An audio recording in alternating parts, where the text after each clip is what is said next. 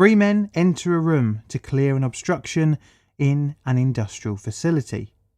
It is the 5th of February 1989. Not long after working in the area, they begin to experience headaches and feel ill. The men are working in an industrial irradiation facility just outside San Salvador, and they are experiencing the first symptoms of acute radiation sickness.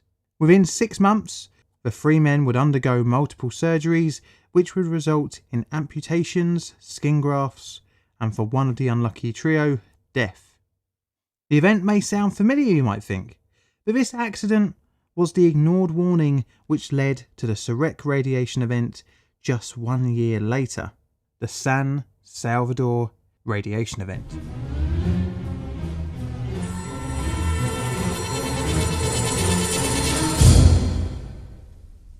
Irradiation facilities are an important tool for the sterilisation of a multitude of different products, including the food and medical industries. And today's story will be talking about the latter. You see, most countries have some sort of radiation facilities, be it commercially or government owned, and El Salvador was no different. One such facility was built in 1974, being commissioned in 1975, based near the country's capital city, San Salvador. It was commissioned and owned by a Mexican, Salvadorian, Costa Rican consortium. The facility housed a model JS6300 gamma sterilizer, designed, built and supplied by Atomic Energy of Canada Limited. And those of you who have been taking notes during my videos will know that this company has come up a few times before.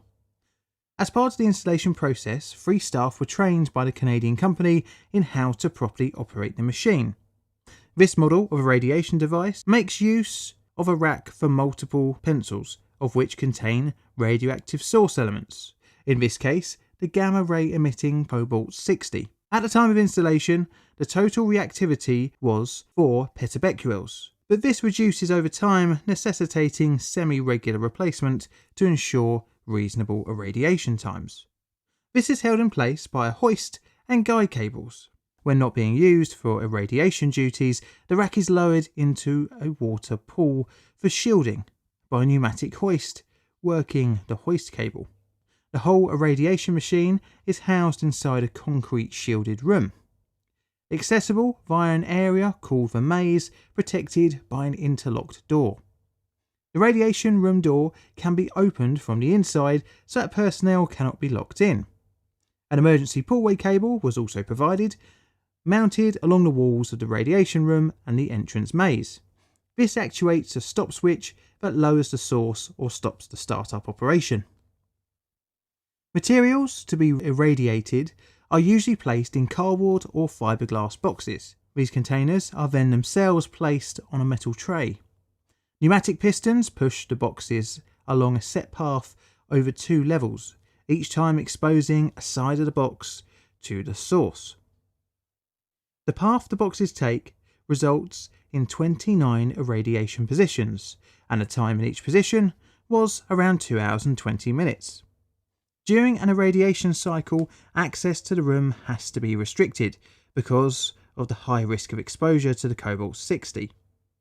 The irradiation room had a number of controls to prevent A. access to the room when the source is out of the pool, and B. the source being raised when someone is in the room. This was designed into the system by AEC Limited, and a vital part of this was the machine key. This was used to open the irradiation room door, operate the control panel, and actuate a time delay switch inside the room.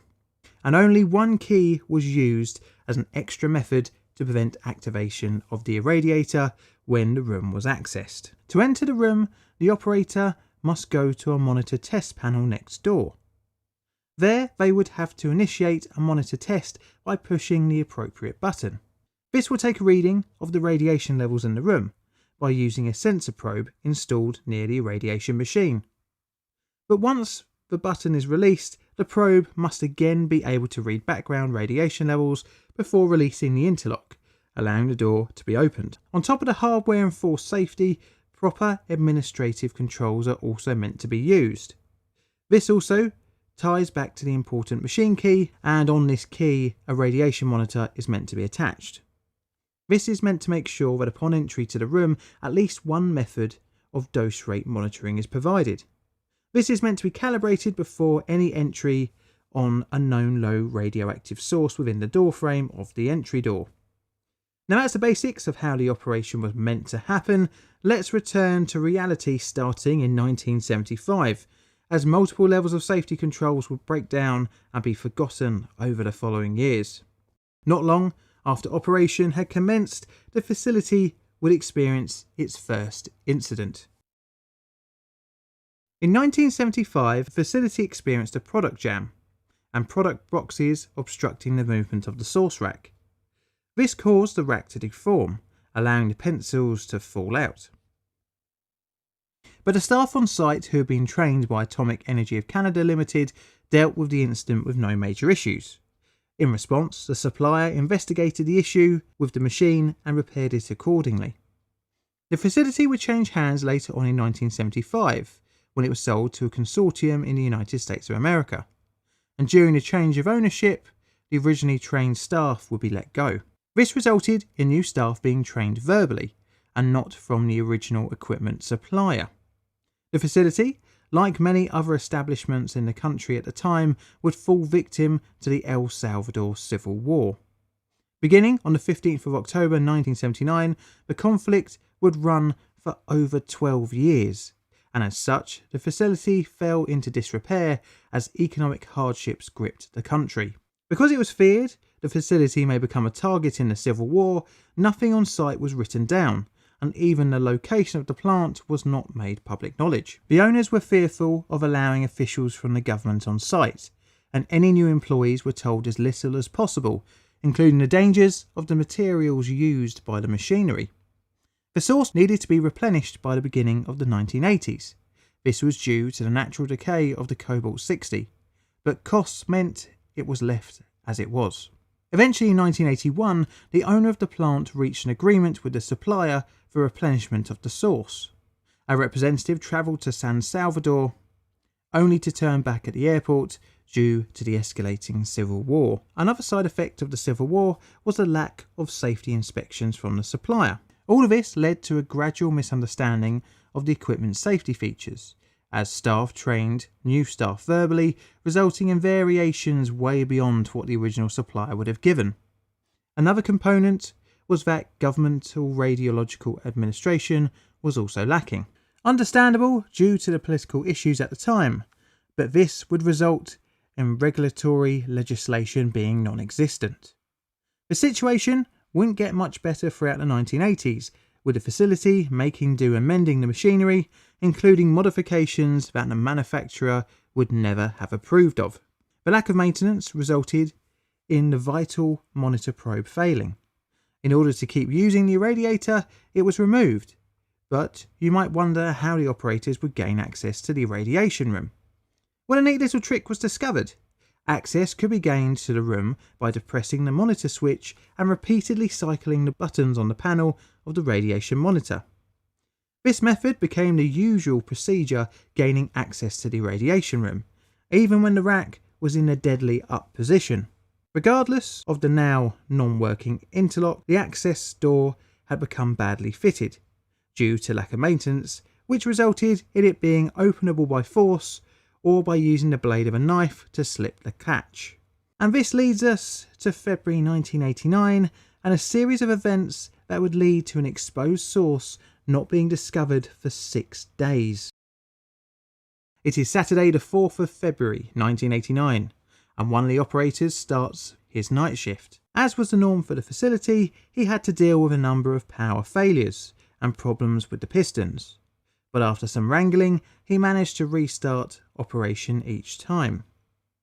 At about 2 AM on Sunday the 5th of February, during a much needed coffee break, a fault occurred which caused the source rack to be lowered automatically from the irradiation position. Needless to say, this would be a problem. Lowering the source caused an alarm to sound that indicated that the rack was neither up nor down. The operator, returning from his break, heard the alarm and promptly went to the control panel to try and perform the reset procedure, but this failed. The next step in the operator's repertoire was to leave the building, go outside and climb onto the roof to try and force the source hoist down. This was done by detaching the normal regulated pressurised air supply and applying an overpressurised supply. This was to force the source into the fully raised position, hoping that this would free the rack and permit its descent into the storage position. This non-manufacturer recommended procedure also didn't work. The alarm continued, and in order to trick the system, the operator pulled on the cable until it left the hoist mechanism. After this, he fed it back down, which activated the micro switch, telling the system the source was down. The operator returned to the control panel. He found that the red general failure light and source up light were still on. He went back to the roof and managed to manipulate the micro switch so that upon returning to the control panel, the green source light down was now on. To gain access to the room, the operator now performed the other non-standard procedure, which, ever since the monitor probe had been removed a few years before, meant that access to the irradiation room was achieved by rapidly cycling the buttons on the radiation monitor panel while turning the key in the door switch. This simulated background radiation readings, thus allowing the radiation room to be entered even though the source rack was in the up position. The operator knew the rack was in the up position, but it seems like he was not aware of the dangers this posed, as his next move was to cut power to the radiation machine and enter the room. He did not check the radiation level. Once he reached the machine and guided by torchlight only, he started removing product boxes, gradually working his way closer to the source rack. Near the source rack, he found 5 boxes jammed into the space of 4. He removed 2 of the boxes, one of which was wedged against the lower of the 2 source modules in the rack. This took several minutes, leading to an extended exposure time. Unable to fully clear the machine, he left the room, restored power and sought out assistance from some of his colleagues. The operator returned shortly after with 2 assisting members of staff. The trio now sought out to re-enter the room at around 3 in the morning. The 2 staff members roped in to assisting the operator had no training in radiation and the irradiation machine. The operator assured his helpers that the machine was safe if the power was switched off. The 3 men entered the radiation room and started to remove product boxes from the 3rd row on the upper level next to the source, so that the rack could be freed from above. In order to free the source rack, it needed to be lifted. The rack, which was around 60 kilograms, needed all 3 for the effort. Standing on the upper level product tray, one of the men pulled the hoist cable. The other 2 lifted the source rack. After being freed, the rack was then lowered into the pool. The men were surprised at the Cherenkov glow that greeted them. The operator, seeing this as something to be worried about, hurried the men to leave the room. Clearly by now he had realised there was indeed some kind of hazard. Not long later, the operator started to feel dizziness and nausea, classic initial symptoms of acute radiation sickness. The trio went outside the building to sit down, and the operator continued to feel increasingly ill. At about 3:30 in the morning, he began to vomit blood, and 2 of the men went via taxi to seek medical help. The men made it to the emergency room of the Primero de Mayo hospital. Upon arrival, the other worker began to feel ill at the same time, and the 3rd worker, who by now had returned to his original working post, also began to feel ill, and he also went to hospital. The company was not made aware of the accident, and instead had put the absent workers down to a sick note, exclaiming that they had food poisoning. At around 6 o'clock in the morning, a new worker booked on for duty. He was confronted by the mess of the night shift. He straightened the boxes and started up the facility. When the first operator did not return for his next shift, this worker remained and operated the facility for another shift. But this day 1 exposure event wouldn't be the last of this ordeal. But we'll have to come back to that in a little bit. By now, all 3 of the original exposed men were vomiting. The men were misdiagnosed with food poisoning and given 3-day sick leave certificates. and were discharged at about 6 o'clock in the morning, the same morning they had attended at the hospital. The first operator would return to hospital on Tuesday the 7th of February with nausea and vomiting, and also burns on his legs and feet. After he explained to the doctors of the events of the Sunday, he was diagnosed with radiation burns from acute exposure to cobalt. His symptoms were treated, but his condition continued to worsen. The decision was made to transport the patient to another hospital for more specialised treatment. He arrived at the Angeles del Pedrego Hospital in Mexico City on day 24 post-exposure, Tuesday the 28th of February. He had lost 20% of his body weight, but would make gradual improvements over the next 100 or so days. The amputation of his left leg looked likely, as well as a high probability of him developing leukemia. By day 173, Thursday the 27th of July, his condition was considered to have improved enough for him to be returned back to San Salvador. But his condition would continue to deteriorate.